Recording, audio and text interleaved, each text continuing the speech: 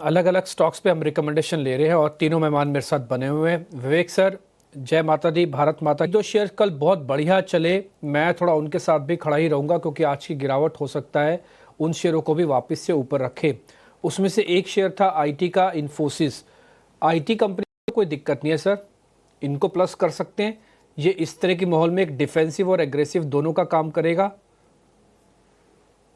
IT एक safest बेट रहेगा दीप्ति जी। पहले तो जय माता दी आपको भी और जय हिंद।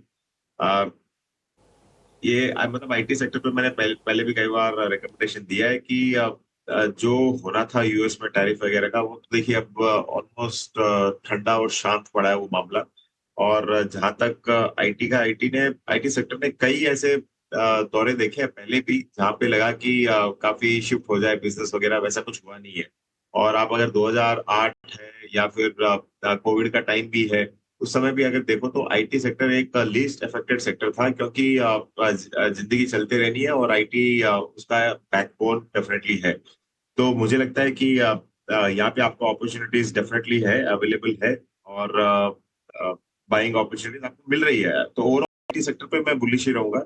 और जो जो दिग्गज कंपनियां हैं भारत की, आपने जैसे इन्फोसिस का, टीसीएस कहा, ये कंपनीज के साथ एक हद तक विप्रो के साथ मैं जाना चाहूंगा, क्योंकि बहुत अंडर परफॉर्म किया है और लॉन्गर टर्म में हो सकता है कि ये आपको बेनिफिट वापस दे दे। तो ये सब कंपनीज ओवरऑल डाउनसाइड बहुत ही मिनिमल है। और अगर कुछ युद्ध वुद्ध होता भी है तो बहुत ही तेजी से वापस रिकवरी आपको दिखाती हुई दिखेगी। तो डेफिनेटली मैं आपके साथ रहूंगा।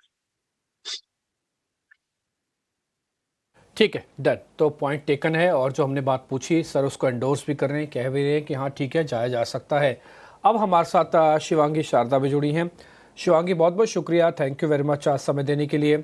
आज मौका दस्तूर ऐसा है कि हम बिना जय हिंद और भारत माता की जय बोले बिना कार्यक्रम को आगे नहीं बढ़ा सकते, इसलिए आपको भी जय हिंद और भारत माता की जय। आप जरा बताइए शिवांगी, आपके आज के ट्रेड कौन से हैं?